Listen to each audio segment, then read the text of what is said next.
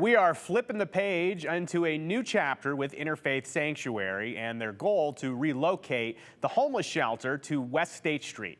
The City of Boise Planning and Zoning Commission denied Interfaith's conditional use permit back in January, meaning the old Salvation Army building on State Street could not be used for a homeless shelter. However, Interfaith appealed, and this past April, the Boise City Council overturned the Planning and Zoning Commission decision. So this gave Interfaith the green light to step forward with their move to State Street. And now the local neighborhood association is calling for a judicial review because they say the City Council was wrong in their decision. Here's Andrew Bartline. Usually, the residents of Plum Street have few complaints. That's why 30-year resident Brent Matthew embraced this quiet neighborhood. Many plums as I usually do. And allowed the namesake to grow on him. Some plums on Plum Street. But his neighborhood's next to the old Salvation Army building on West State Street. The same building Interfaith Sanctuary aims to build its new homeless shelter. Every neighbor I've spoken to on this street in this neighborhood is opposed to it. So opposed, the Veterans Park Neighborhood Association filed a petition for judicial review.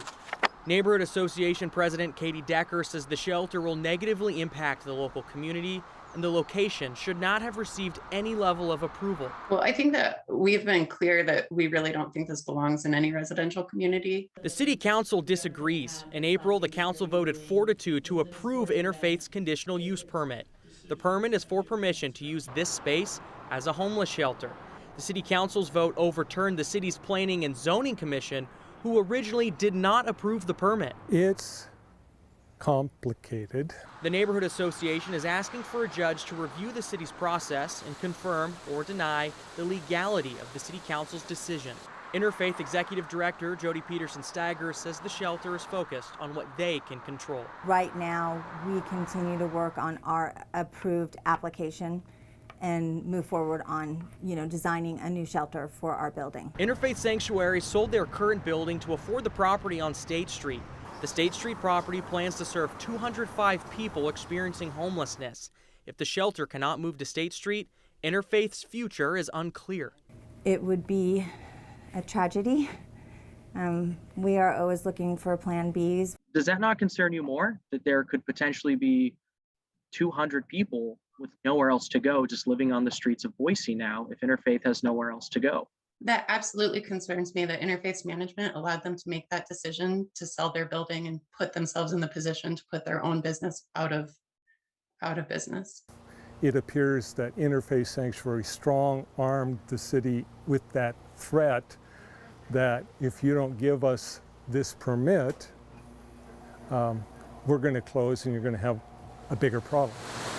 Interfaith says they're committed to being part of the community. Peterson-Steigers adds 7 shelter guests have already gained employment at local businesses on State Street. If they're willing to walk through the door and they are willing to come and kind of meet us and see what we do, it changes your perspective very quickly. It's a perspective Matthew already gained. I have volunteered at Interfaith Sanctuary. Matthew believes the shelter and the people they help. They're human beings with their lives just like all of us. And that there's very many varied reasons as to why people are there. They are employees, they are customers, they are do-gooders in a neighborhood, they have great value. But Matthew remains firm in his stance that the City Council made a mistake. I feel that the City Council bended to political pressure. This petition is against the city, and Interfaith is not named or involved directly. Because of that, Interfaith is moving ahead with business as usual as it currently sits. Their conditional use permit is approved. Now, the Neighborhood Association, Joe, is unsure what this timeline is going to look like. They have people advising them. They have a lawyer, a legal team. They expect this to take months before they get an answer on it. So, again, the next chapter, it's up in the air. It seems this has been going back and forth for I know since before I moved to Boise, more than Yeah. a year for sure. Well, I'm curious, from what you understand for now, Interfaith has the go-ahead. Are they going forward like, hey, we're going to move in or we're planning to be there soon? Yeah, I mean, I was told by Jody Peterson-Steigers today they have new renderings they're going to be creating. They have an updated plan and design. So, I mean, they're moving forward expecting the permit to stay in place, but they understand there's a possibility that things can change as it's gone back and forth twice already. Well, one thing you always learn in politics and complicated stories, plans change. So we'll see what the end result is here. It's Andrew Bartline. Thank you so much, Andrew.